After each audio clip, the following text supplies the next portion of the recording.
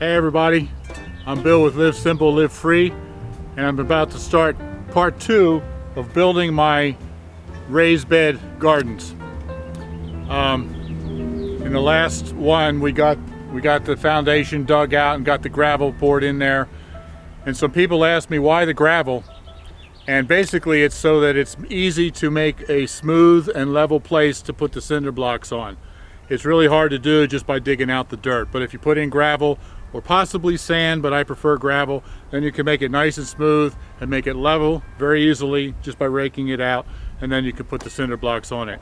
Now, I fill the whole hole with gravel. That wasn't really necessary. I only needed it around the edges where the cinder blocks are going to go.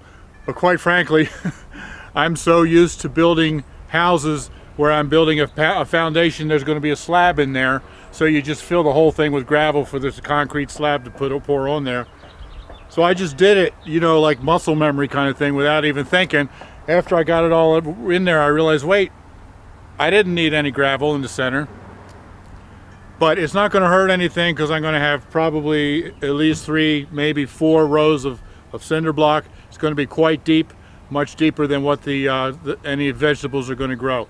So that gravel is not going to hurt anything underneath of there.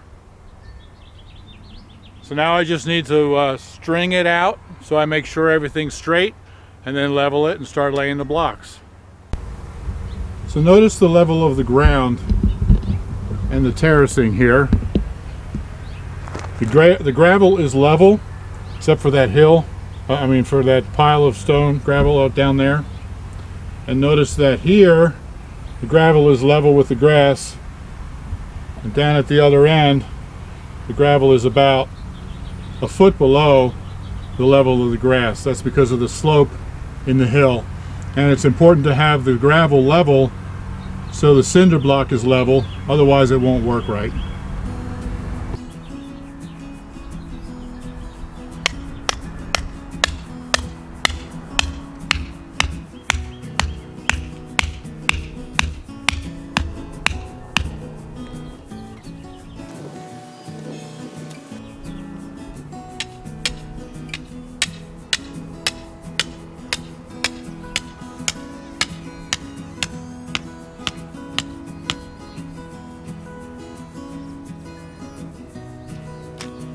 I want to run this string here to make right down here to make sure that it's nice and straight, and I'm doing both beds at the same time to make sure that they line up completely straight with each other.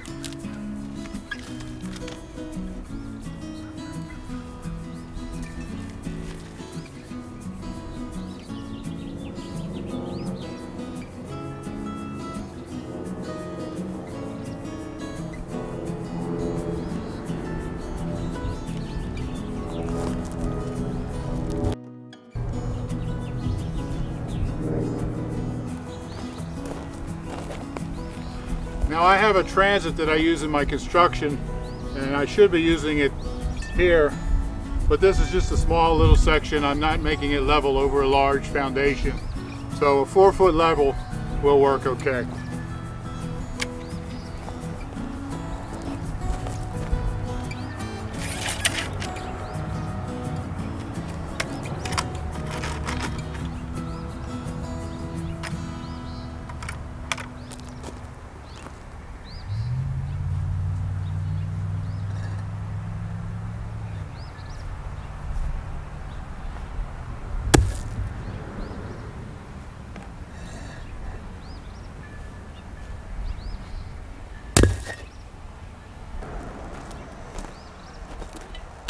And I'm using 4-inch solid cap block on the first row, because if I just took a cinder block like this and laid it down, this doesn't have much surface here, and there's a chance that it would start to sink into the gravel before too long.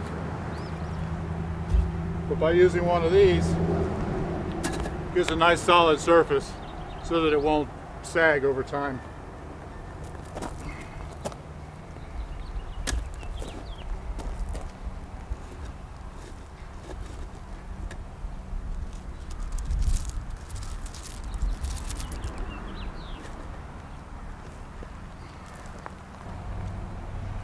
Now I have this little bullet level It allows me to level the block this way.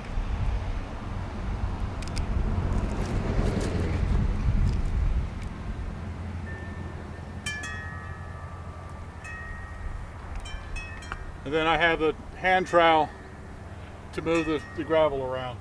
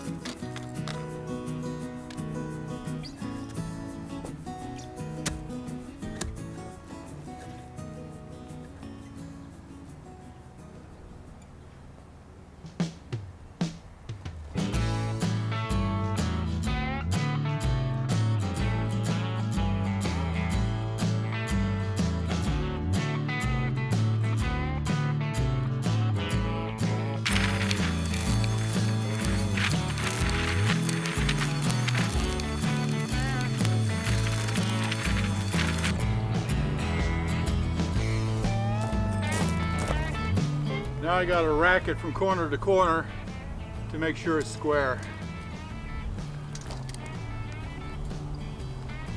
I use this square to get that, but that doesn't mean the whole thing is square.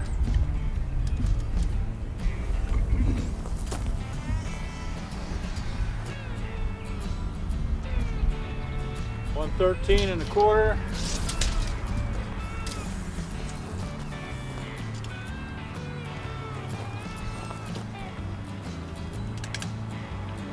$113. It's only off by 1/4 of an inch. I'll take that any day.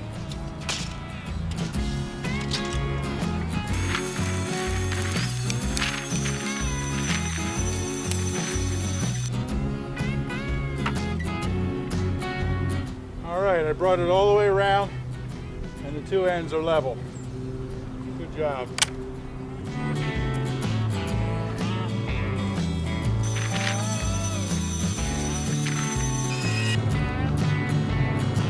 All right, that was the slow, tedious part. Now that because I had to get each one of them level. Now that those are there, I'll just lay the rest of the block very quickly. All of this block is just square. Has square corners like this, just a square corner. But I was concerned about us on the corners of the beds banging our knees on there or something. So I found this at a local concrete supply company. They have these blocks right here. You can see it has a little bit of a rounded corner on it, so it won't be so sharp if we bang our knees on it.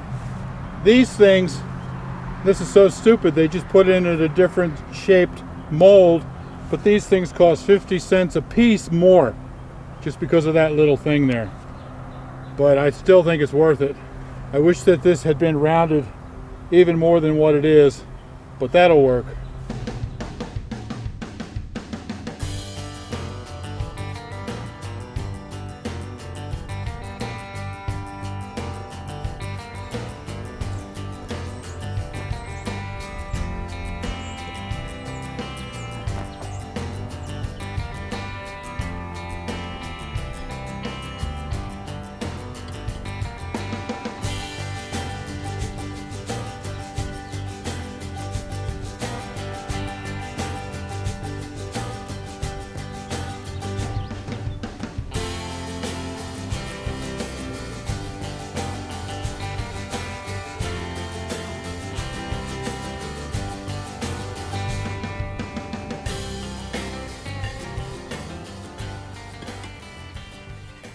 So this is the next morning. My goodness, is it a beautiful morning. Birds are singing, sun is out, no wind, beautiful morning.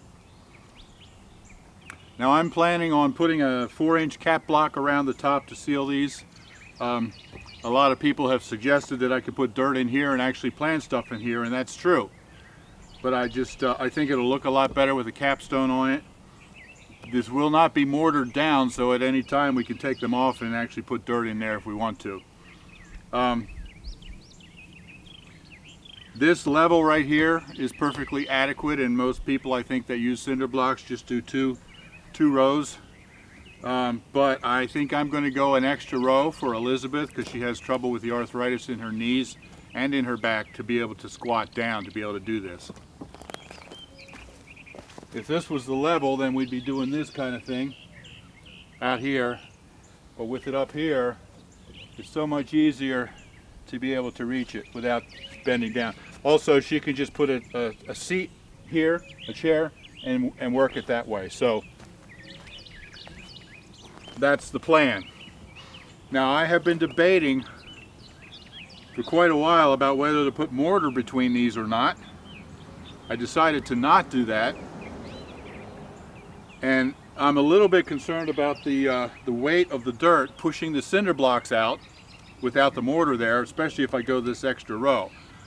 I've heard from some other gardeners on YouTube that have done cinder block beds, and they've gone up 2 without mortar in it, and it was fine. But by going a third, that puts that extra weight, and I'm concerned about it moving out like that. I don't want to put mortar in because this is not below frost level. And if the frost gets under there, which it will, and it heaves, it could break the mortar all up.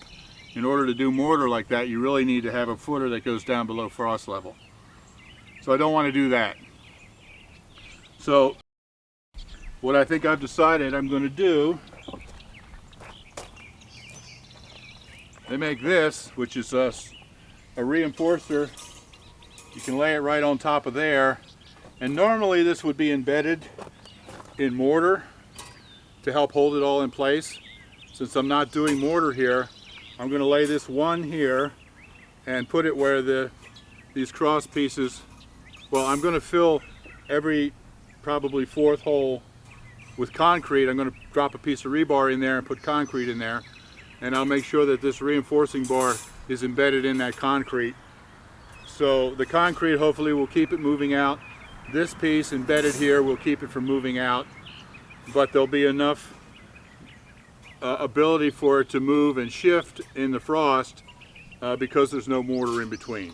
So I think that's a good compromise of what I'm trying to do here, and we'll see what happens.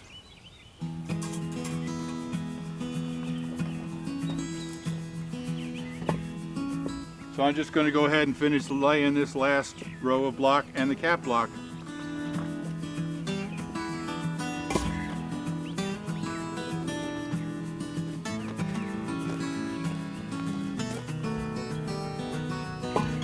By not messing with the mortar to put in between here, it makes it go considerably faster than if I had to put the mud in between and the trowel and all that stuff. All I do is just lay them in place.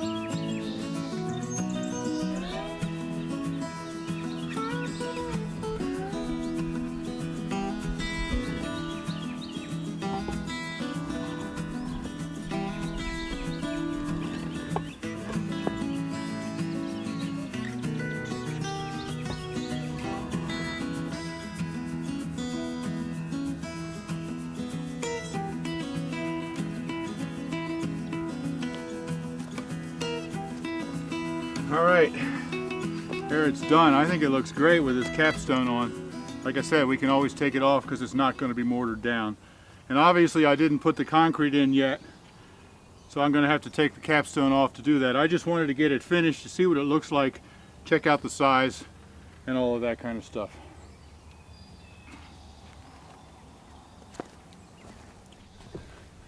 So, come here, dear one. Tell me what you think. How's the height going to be for you? Oh my goodness, that is so incredible. Oh yeah, because now, like, even from here, all I gotta do is just bend over just a little bit to work. It shouldn't mess my head up too badly. I don't have to kneel. Come over here and see how you can reach the center. Okay. Of course, this is going to be built up more. Yeah. Oh, look at this. I can plant. Oh yeah, she's reaching past the center. Yeah, I can plant, I can harvest. We have 4 feet on the inside. The outside is 5 feet. What, 4? That sounds about right, yeah. So, and she can still reach the center just fine. Now going with this extra row of block, of course, costs a little bit more for the block. It's going to cost a little bit more because we have more dirt to put in there. But once the expense is there and we pay for it, this will be set up for years to come. Yes, yes, and I can work this. Oh, honey, that's good that she can work this. Yeah, I'm the one that really wants to be out here with the garden. Oh no, honey, this is going to be, and not only is this going to be so useful to me, but it looks nice. Yeah. These look really nice. Oh, awesome! I'm so psyched. I'm so excited. We'll put like just dropped branches and stuff for the hugelkultur in the bottom, and then dirt with all sorts of good stuff all mixed up in it. And yeah, this is going to be wonderful.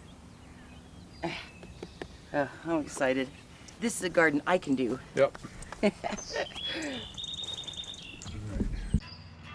So now I'm starting on laying the second bed. You can see I got this string here so that it lines up. I ran the string all the way down. Make sure this bed lines up with the bed over there. Make it all nice and straight and even. I got 3 more beds to do, but I'm not going to video any of that because it's just the same as this one. I'll come back when I'm ready to start putting in the rebar and the concrete. Okay, so I got these 2 done. I still have to do the other 2, but I think I'm going to go ahead and end this video here. It's getting long enough. And building these other 2, you've already seen it. So come back for part 3. That'll come out soon, and I'll show you doing the concrete and the rebar and all of that stuff to get these things finished up. I hope you're enjoying this. Catch you in the next video, part 3. As always, live simple, live free, you be blessed. We'll see you later.